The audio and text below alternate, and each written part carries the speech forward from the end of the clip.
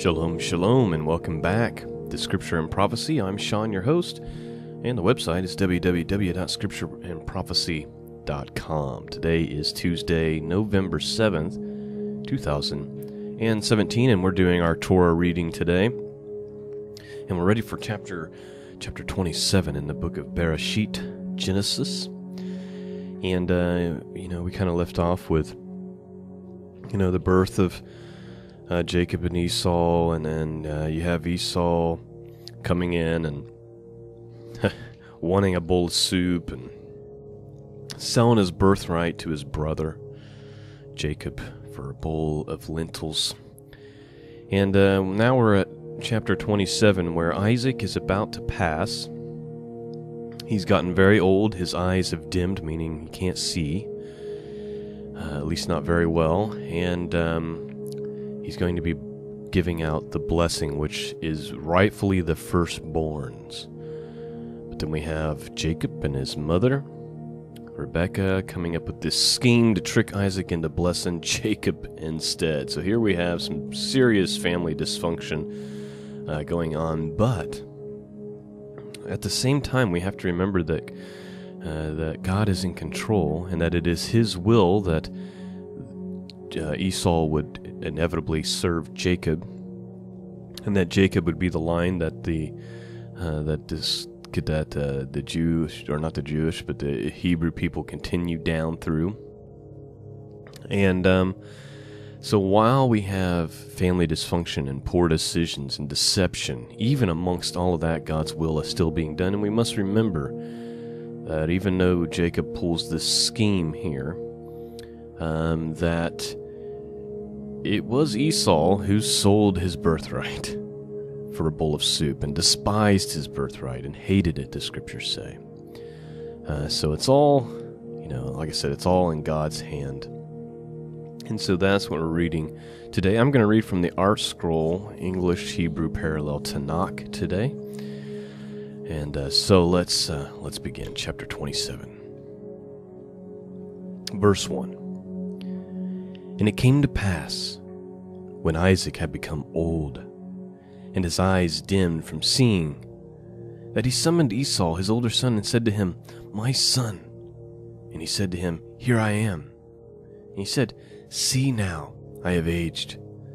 I know not the day of my death.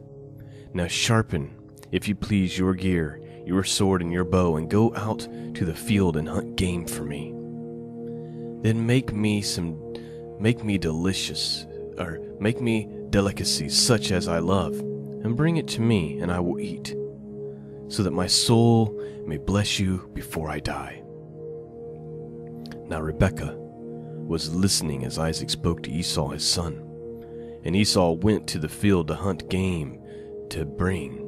But Rebekah had said to Jacob her son, saying, Behold, I heard your father speaking to your brother Esau, saying, Bring me some game and make me delicacies to eat, and I will bless you in the presence of Yahovah before my death. So now, my son, heed my voice to that which I command you. Go now to the flock and fetch me from there 2 choice young kids of goats, and I will make them delicacies for your father as he loves. Then bring it to your father, and he shall eat, so that he may bless you before his death.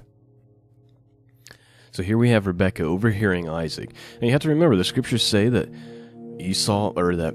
Isaac loved Esau because he was a hunter, he was a wilderness man, and Rebekah loved Jacob.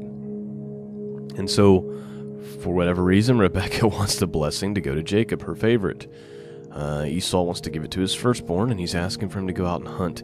The King James Version says venison.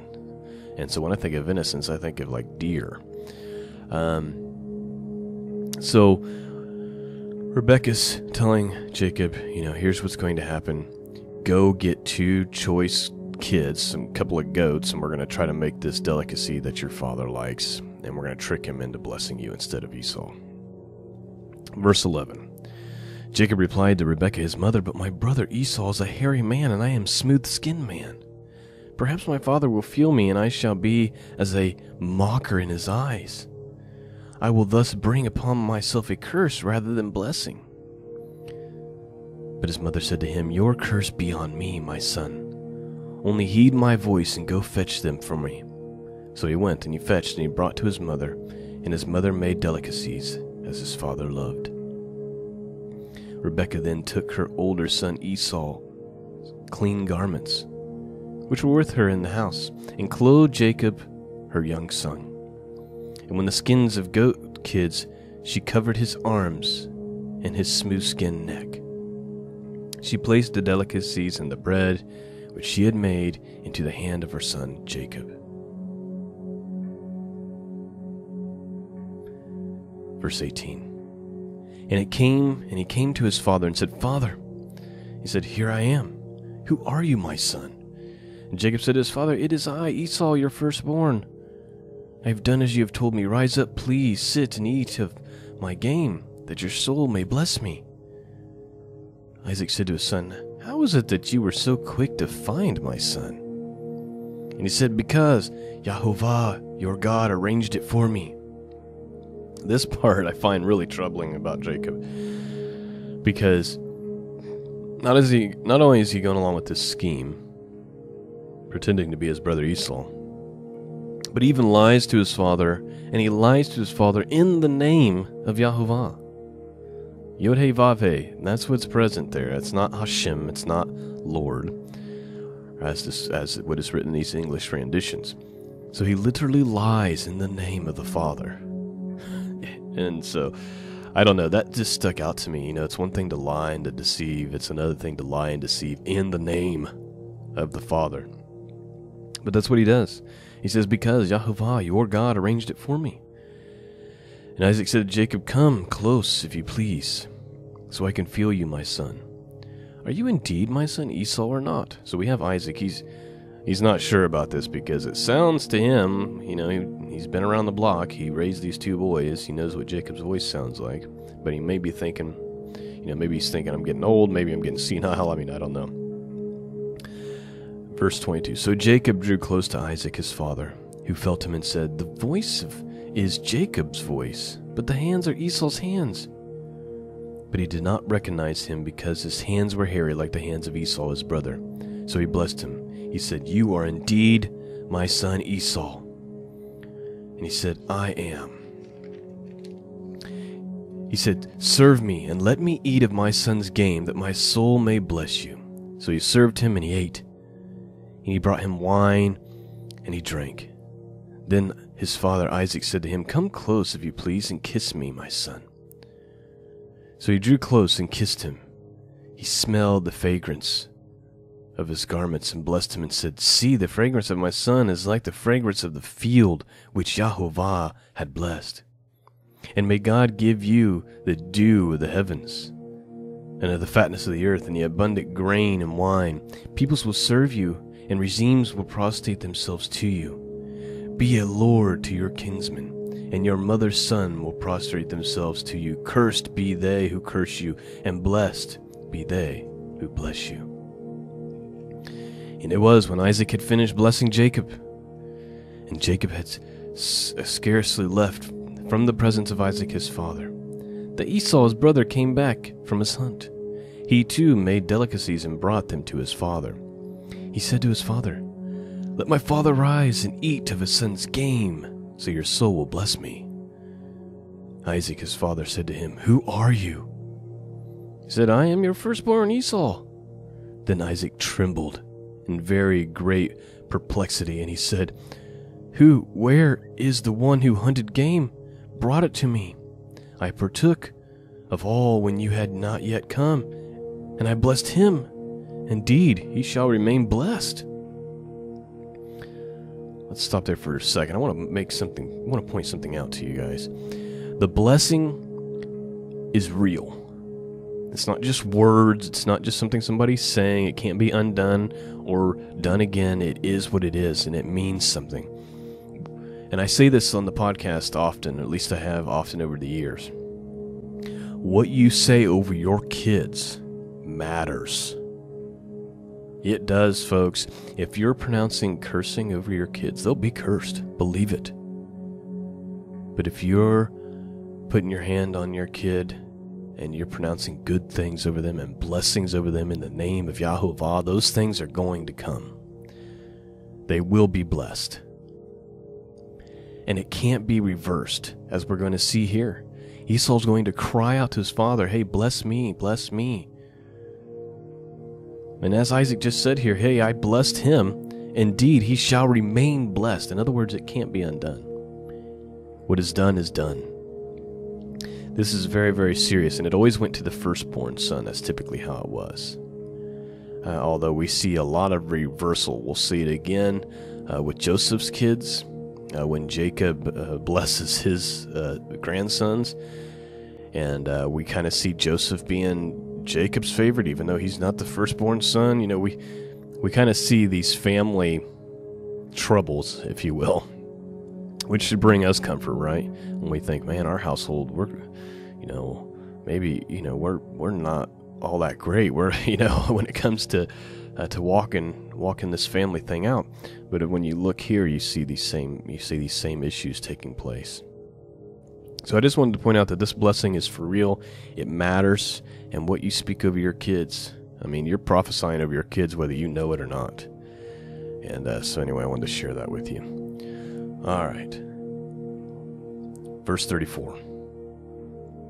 When Esau heard his father's words, he cried out exceedingly great and bitter cry and said to his father, bless me too, father. But he said, your brother came with cleverness and took your blessing. He said, it is because his name was called Jacob that he outwitted me these 2 times. He took away my birthright, and see, now he took away my blessing. Then he said, have you not reserved a blessing for me? Now, I got to point out one more thing. I'm going to read you some commentary here from the Art Scroll, the Chasm edition. I got 2 Art Scrolls here in front of me. One is for the Torah portion, but the other one, the bigger one, has more commentary. Esau points out, in the King James he says, isn't his name Jacob? It's obvious. Because names also mean something. And so it's important to know what Jacob's name means, which we commonly think of as his name meaning deceiver. And so Jacob's saying, or Esau's saying, isn't his name Jacob? Isn't he a deceiver? He's living up to his name, is basically what Esau's saying.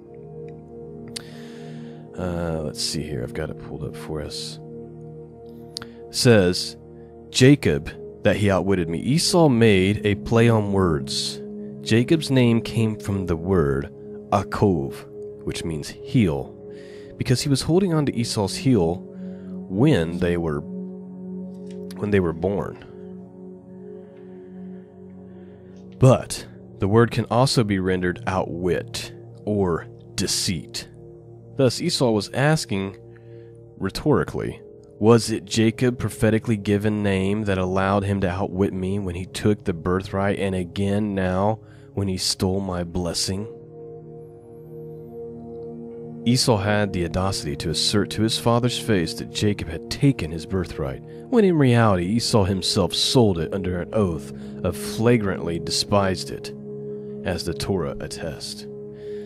So Esau's saying, isn't he rightfully named Jacob? He's outwitted me, he's deceived me twice, he stole my birthright, and now he's stealing my blessing as well.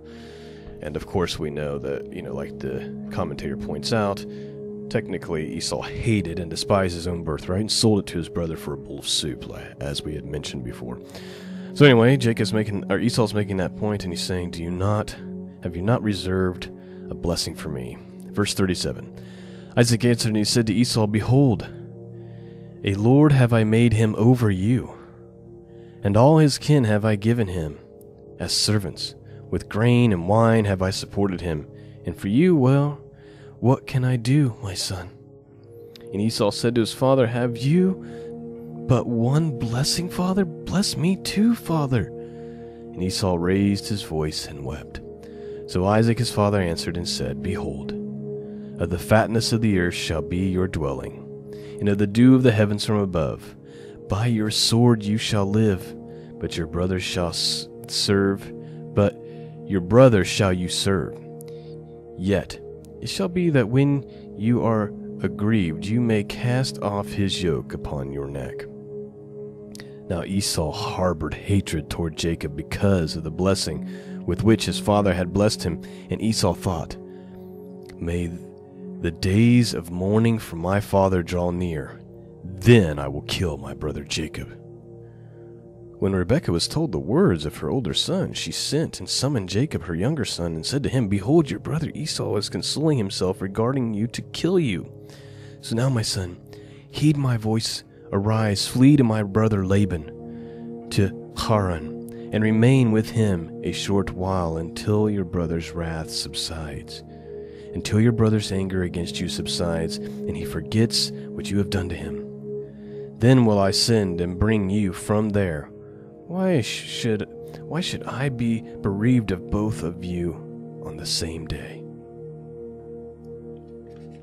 Rebekah said to Isaac, I am disgusted with my life on account of the daughters of Heth. She's referring to the two women amongst the pagan women that Esau had married. If Jacob takes a wife of the daughters of Heth like these, of the daughters of the land, what is life to me? And that is the end of chapter 27. So we have that whole dynamic going on, and Rebekah gets wind that Esau has been talking. He's been saying, as soon as I get done grieving my father's death, I'm going to kill my brother Jacob. And so now she's pleading with him, you've got to go to my brother Laban and stay there for a while. And so now she's coming to Isaac to try to convince Isaac to send Jacob off. And that is how we end our Torah reading for today. I hope that it's a blessing to you. I hope that you're being blessed by this podcast. I love getting up in the mornings and doing this. I do wish that we could do longer, more drawn-out podcasts, and I apologize that sometimes these are really short, but I have a very, very limited time. You know, if we ever get to the point where we have like 200 or 300 Patreon subscribers, then maybe this could become a bigger thing, a longer thing with video and all that, but that's just not the case right now. I do want to thank all of you who do support this mission and support me and my family and just make all this possible. I really appreciate the Patreon subscribers. We currently have 26 subscribers, of a goal of eventually getting to 300. And I appreciate every one of you, and I appreciate those of you who just prefer to donate through PayPal or to send mail to the post office box. I just want to thank all of you for that. And if you're interested in doing that, you can do that by going to scriptureandprophecy.com, and there's a donate tab or support tab at the top where you'll see the Patreon button on the right-hand side, and that's how you support me and bless me and my family. And your prayers are also much coveted. We're constantly coming against the enemy on a regular basis, and when you're spreading the good news and when you're spreading the Word of God, you're bound to get some resistance, and I definitely have. So that is the podcast for today. Lord willing, I'll be back with you again, and we'll try to take a look at chapter 28 tomorrow, as long as the Lord permits. Peace and grace be with all of you, and until next time, God bless.